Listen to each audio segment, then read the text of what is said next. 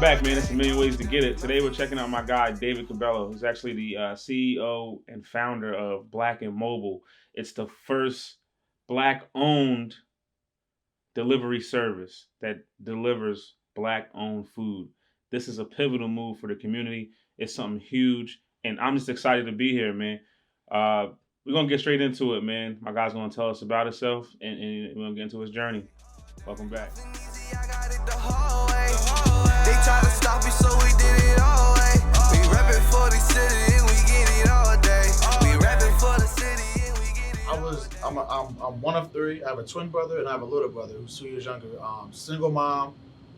My dad's been in jail since I was 8. He got out of jail when I was like 22. So no black male presence at all. I didn't end up seeing a black male in my family. So I was like 18 years old.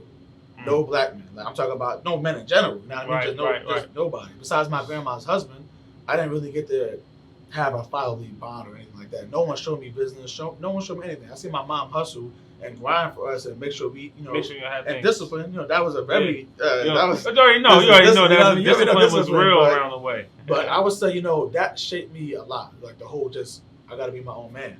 Me and my twin, we taught each other how to be men.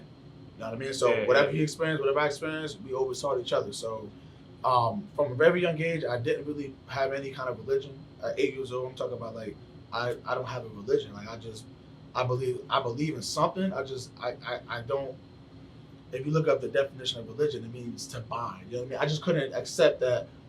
You know what I mean? Not to go too much into religion, but it was just like I was just kind of the lost one. I was the label one. Like he's just gonna be a badass. So like, he don't got no religion. He don't look up to nobody. You know what I mean? It was just kind of like that. So really, my whole from 11 to 16, I was horrible. I was bad. Like, I didn't go beat nobody up and jumping people, but I'm talking about just throwing stuff at teachers, not going to class, not going to school for 2 months at a time, just skipping. Every time my mom go to work, I'm outside waiting for her to go, and I got the key. I'm going inside.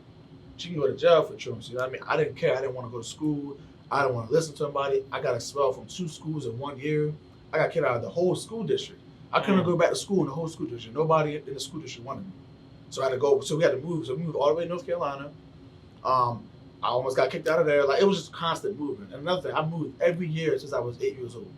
Every single last year. Then if you even go to college, I had to move to college. I had no stability. Right. So for me to build something that's stable, I've never had stability. But that's kind of like how I was before. And then something changed me when my dad's in jail and my grandma's crying coming to school like, you're going to be just like your dad. Everyone's saying, you're going to be just like your dad. You're going to be just like your dad. And then I started crying. I'm like, I ain't like him. You know what I mean? So what really changed me is when my little brother was in the same grade as me. That changed everything for my life. As far as you know what I mean? Black and Mobile obviously wasn't even there, but I'm talking about I wanted to be in business now. My little brother was 2 years younger than me. And I was supposed to be in the 10th grade, and we both were in the 8th grade together. So when I go there, you know what I mean? I'm in my uniform, and all his friends like, yo, what you doing here, man? Like, what's up, bro? Like, they all know me. I'm like, yeah, I'm in this grade.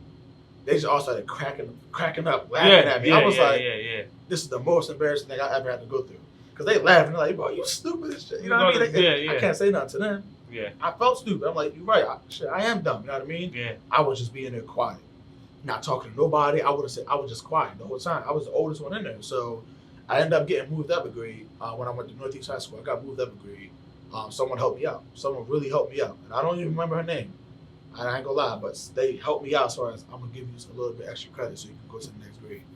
And that kind of changed everything. I got accepted into the College Connection program. I never thought I was even smart enough to go to college. I wanted to go to Penn State when I got to the College Connection program. But then when we had a trip to Penn State, I left, but no one even knew about me, and I got kicked out because I said I don't think I'm smart enough to go to Penn State. So when I said that to them, they was like, "Why didn't you just go?" I said, "I didn't think I was even going to get accepted, so I left." I said, "But we got to kick you out of the program because that's a safety issue. You can't just leave." So I was like, "Well, I guess I'm not going to college." But I ended up applying to Shippensburg anyway, and I was doing Amway. I was doing other business stuff. I started my own mowing lawn thing that I would give out business cards. It was called the Weather Workers. So I still work in the weather now. It's called Weather Workers. And I made my business cards, and I would go to every single last door and give them a card and say, when it starts snowing, I'm going to come shovel for you. And I had 10 clients. I was going there and make my money at 16, 17 years old, just making my money. Put my brothers on, look, go do this house. I'm gonna go do this house. So that entrepreneur spirit is in me because when I went to Georgia, I seen that my people still out there working. But before I even knew, it was in me. You know what I mean? I felt like I'm gonna be a business owner. That's why I went to school for business. I'm gonna be a business owner. Put my brothers on the work. Go do this property. I'm gonna do this one. One time we made like $300, right? And we were like I said, we were like 16ish, right? We made all like $100 a piece from shoveling snow. But we was broke. You know what I mean? We didn't have that. My mom, like, she didn't have no money to feed us. So that was my first time feeling like a man. Like, you know what I mean? I'm not giving my mom money. Like, she the one supposed to be providing for me. Right. I went in the house one day and she just said something to me, like she didn't have it for us. And I took everybody's money and I gave her all the money. I said, this is for you because you take care of us. I felt like a man that day. She started crying, you know what I mean? And ever since then, like, I can go get it myself. You know what I mean? Selling packs of gum at school, whatever. I was stealing stuff. I ain't gonna lie. I was stealing some iPods, you know what I mean? Selling, but I got caught one time doing that, so I chilled. But I was always trying to just sell something because I don't even call it entrepreneurship. It's survival. A lot of people go through survival. That's why they become entrepreneurs because we are surviving. Yeah. You know what I mean? No matter where you live at, no matter where you come from, it's survival. You need to survive. So that's kind of how I became an entrepreneur. I want to rock a show out in the bees. My homies up with Rose and Passport send a visa for 6 summers in, still ain't seen it equal. Why you think I talk so heavy to the people? I was in college. I was a normal college kid. I'm talking about like partying, drinking. I just, you know what I mean? You know how college kids are. My brother was always the grounded one. He was always the one to read this book. Look at this. Like he was just, his mind was just in a different place than I was. And it always has been. You know what I mean? Yin and yang. Like, we both got strengths. We both have weaknesses. So he was there. He was a little more focused. And he was just telling me to read these books. And I'm like, man, like get this stuff out of my face. To be honest with you, I'm like, I don't want to read this stuff. Like I don't really care about this right now. Like I'm trying to go out. I'm trying to come out with me. Say, no, I'm gonna go read. So one day it hit me. Because I was getting, you know what I mean? I was already in trouble before college, like getting kicked out and stuff like that. So when I went to college, I almost got kicked out of college. My grades were bad. So I'm drinking. So first semester, I did horrible and I had to make up for a second semester. So I stopped going out. And I started listening to my brother a little more, you know, because now I'm spending more time with him when I'm in there studying. And he's talking to me. So I read a book one time. I started reading stuff and it clicked. It all clicked. I'm like, this is actually real. So I started paying attention more in class. And I just, everything about me changed, my demeanor, everything, my mindset, my paradigm. So I wanted to go back to college that third semester and really do good in school. So that's what I did. I had all A's and B's, but I had one C. I was doing good in school, but I couldn't stay away from the knowledge at that point. I couldn't stay away. I was reading books all the time. I was researching. I couldn't stay away from it. And we were basically labeled as the extremists, the rebels on campus, like the crazy ones, like whatever it was. Me and we would go out, make flyers and hand them out to people and say like, you know, interview people. Like, do you know about this? Do you know about that? People looking at us like we're crazy. Like we was the big. Like that's why people, we was like, they're stay away from them. Right. So after Trump got elected, we left. As soon as Trump got elected, we dropped out the very next day. We packed our stuff up, we left. And not because of Trump, because I already said he was going to win. I already said Trump was going to win this election. I knew from the rip. I already knew, but I was like, this is going to show Black Americans that no matter, like, first of all, it's still not for us. You know what I mean? The system's still not for us. And regardless of who won, Hillary, whoever, it was still going to be the same. Just he's going to be louder about it. The other one's going to be quiet about it. So we dropped out, and our whole thing was to help Black-owned businesses. That was our main, like, we're going to help a Black-owned business no matter what. Emailing people, DMing them, I want to come work for you, I'll help you. No response. Nobody ever responded to us. We were going to places to apply. Nobody ever responded to us. And then I started working at a bookstore. I'm not going to say their name because I'm not affiliated with them, but I started working for a bookstore. They were going out of business. I helped save their business, helped them make over $200,000 online in like 2 years. Basically, they were closing. I saved their business, and I taught myself e-commerce in the process. Oh, you know, so e-commerce is made. So that's where that played a key part from when I started my business. So while I was working for them, I needed to make some extra money. I was traveling all the way from Coatesville all the way to Philly every single last day, and then going back. So I needed to make some extra money. So someone came and like, you can deliver food on the bike. I'm like, you lying. I'm like, what you mean I can deliver food on the bike? Right. Show me. So they showed me. I got a bike, and I've been doing it ever since. I started with Postmates, then Uber Eats, and then Caviar. Caviar was by far the best. I was making a lot of money on it.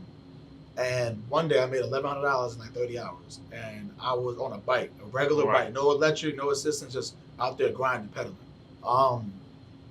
That very moment, I was like first of all, that's a lot of money, 30 hours. I didn't even know I could make that much money.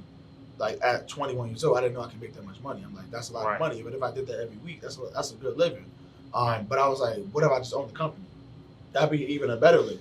And, that's the spark. That's the spark. That's the spark that's different when you get that like, what are they making that I can make this? If I can make this, how much are they really making? Like, how much is where's the cap? I want to be the top, so I want to be the top, and I wanted to help the community in the process. So I was like, well, let me do some research on this. So I went home that night because I was excited at that point. Like, I think I got something. Like, I'm excited. So I went home.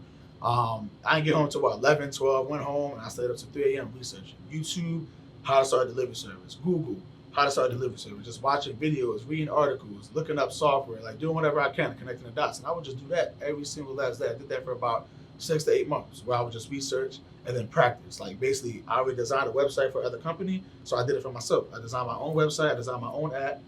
I didn't get an app actually until October of this year, but it was just a website base. I was just doing all websites. I was going to get to the app, but I was like, let me just design my own website. I was doing little proof of concept things, and I started delivering for the company I was working for. I started delivering for them as a tester, so it was going on well. But once I started researching to realize there was no other Black-owned delivery services on that level, everything was either white or Asian owned. I'm like, I gotta get in this field. I gotta be the first one. You know what I mean? I'm gonna be the first one to open that door and show them that it's possible. Like, we don't gotta just play ball. We don't gotta just rap. We don't gotta sell drugs. We don't gotta kill. We can do it the honorable way. Just be different. And even if you copy me, I'd rather you copy the right cat than the wrong person. Yeah, I mean, so they're gonna copy somebody. They just somebody that they watch, they mimic, they view, they see, and they're above them, and they got that shine, that look, and we have to, as you know, adult men in our communities, we have to change that narrative. And I want to applaud that in you, because I know from the first day, you or brother, that's the first thing that stood out. I was like, oh, these brothers are for the people, and that's something that, you know, that touches my heart, because I'm raising a black son, so like every single day his life is different. You know what I mean? There's certain things he can't do, certain things I gotta put him on. Like, yo, it's not what we do. So to see you have this and that at your age shows a testament to where we're at in information age. I'm on go, niggas know, Word to Drake, I can't go halfway, no hoe. Chose the road to the riches over them bitches. Like, what people copy me, like, at first I'm like, you know, of course I don't want no one copying me, but I realized if someone were to copy me, you're helping me, because you're helping the black community. Right. That's my number one thing. Money is not the number one thing. If it was money, I would not be doing this job. So if you want to go help me help the black community, please copy me. I'll help you with the blueprint. Right. You know what I mean? Like, I'll help you. I'm not going to give you all the game because now we're in competition, but go ahead. Go do it. I'm not going to be mad at you because you're helping me help the black community. So that's kind of how I look at it and how I feel about it. But I actually didn't end up launching until February of 2019. Like, I came up with the idea in 2017. All of 2018, I just researched and developed. I was going to start 2018, but I got an ankle injury. I'm still limping from that injury. I'm talking about I was playing basketball because I had just met Saul from Country Cooking. Okay. And she was going to get signed up. Like, she was going to let me deliver for her. I'm excited. I'm like, yo, like, this is my first major partnership with someone like that. She's major in the community. So I'm like, I'm excited. I went to go blow some steam off, ended up messing my ankle up. And I ain't walked for 50 days. Couldn't walk, couldn't do nothing. Crying, depressed, all that stuff. I went through all of it. Like, what am I going to do? I gave up. I'm like, I can't do this no more. I mean, I couldn't even work. I couldn't do nothing because I need my legs to ride a bike. I couldn't do nothing. So once I finally recovered, actually I can't say I ever recovered. I'm still limping. I basically forced myself to recover. Right. I said I gotta walk again. So I said no matter what, I'm starting right now. Once I recovered, I said I don't care. So the person I was working for, he wanted me to work for him. I want to work for myself. The day I started working, the day I got my first order, February 23rd, we never spoke again. He never contacted me again because I wanted to work for myself. That already showed me that I was doing something right. Right. Because he obviously believed in me as a person. You know what I mean? Maybe he didn't want to work, but he knew my potential. Right. So once I started working for myself, I never looked back since. And I went through ups and downs, but I had everything you're seeing right now. Now, you know, obviously not the interview. I'm talking about just what you see in the business. Right. I already seen this in my head. Like when I came up with the idea, I seen like the next 5 years, 10 years of Black and Mobile in a split second. I felt the goal. I felt it. I'm like, this is it. Feeling is crazy. This is it. I'm like, this is it. Like that's what I felt, and literally it took time. You know what I mean? It didn't happen as fast as I wanted to. Yeah. But everything you're seeing in my company, even with expansion in Detroit, it's going exactly how I already planned it, without me even really planning it. It's already happening. It's already my destiny is already there. I just gotta go into it, step into it, and just keep going. You know what I mean? Right. Yeah, man. I can say that I can attest to that. Like when I said a million ways to get it to myself the first time, I was like, a million ways to get it. And I said it again, said another time. I was like, no, this is it. This is it. And I didn't see it even getting to this. In my mind, I was still supposed to have like, I'm still supposed to have my phone. Man. I'm supposed to be recording my phone, like because like from one episode 1 to 2, it's completely different. Like my guy came in and he showed major love to the project because he's seen the work ethic and like I'm not gonna let nothing stop me. I was like, I'm gonna wait till I can get this. I'm gonna wait till I can do that. You already invested, bro. You already, you know what I mean? You invested. That's all you gotta do is invest and take that next step. I'm telling you. Yeah, man. So, what would you what advice would you give to some young fella or anybody that's watching on their path of this entrepreneurial journey that most of us are trying to be on, which I feel like everyone should do, even if it's side, just for a couple hours. I feel like you should try. Yeah. But what kind of advice would you give to those folks? I would say I got a couple things. I'm not gonna go too into details on every one of them, but I would say the first thing is first, you have to start. People always ask me, well, how did you start your business? I just started. And it sounds so like, oh, you're just being funny. It's really that simple. If you want to start a business, do the research and start your business. But you actually have to research and you actually have to start somewhere. You're not going to start. I wanted to start where Uber Eats was at. That's not going to happen. You have to start somewhere. You're going to start somewhere and you'll get there. So I would just say, just start. Second is don't quit. Because a lot of people see it and then you're going through the ups and downs or a lot of downs. You start getting hit, taking blows. I quit. I'm not doing it some more. Then you're really not going to have a business. If you quit, obviously you can't just quit business. You know what I mean? You have to stay in business. You have to be consistent. So stay in business. And, after a year, I guess you will be able to tell if it's a good business or not. Honestly, you really need like a year. You really need a year to see if this is even a good idea. You have to do a year of promoting. You have to do a year of work. You have to do a year of all that stuff. So I would say, stay the course with the ups and downs and get LLC, get trademark, get your domain name, get all of that legal stuff because you can't make sure your taxes are right. Like you can finesse the system for so long. Yeah. But if you want to be successful, you can't. You have to abide by the rules. So I would say those. When they let me in, watch me make a play. And keep my homies out the cage. Nothing easy, I got it the hard way. They try to stop me. My name is David Cabello. I'm the CEO and founder of Black and Mobile. You can go to blackandmobile.com. To my website, we have an app on the Apple Play Store and the Google Play Store. It's just Black and Mobile. You can follow us on Instagram. I just got verified like literally last night or 2 days ago. So we got like 50,000 followers in less than a year. So y'all definitely follow us. We're going to Detroit March 1st. If you're in the Detroit area and you're listening, definitely check us out. Download our app. And if you're looking for a job, we need people that, that want to work and help the community. So y'all definitely check us out. I just want to thank you, man, for just fitting me in, man, because I know this guy's got an order waiting, man. That's I do. Let's see what time it is. You know what I mean? It's like, oh, damn, I ain't got just one order. I just got 3 more. See what I'm saying? See what I'm saying? We're making this thing happen, man. We're making this thing happen, man. So, once again, man, I appreciate you coming through, man. We're going to link up again, bro. Oh, for sure. For sure, man. I appreciate that. Appreciate that. Nothing easy, I got it the hard way. They try to stop you, so we did it all. Many ways to get it. Black and Mobile, 2020. We out of here. We rapping for the city and we get it all day. If everybody real, then who fake? If everyone support you, who hate? All we wanna know is where the bread at. Got hitters that just wanna know and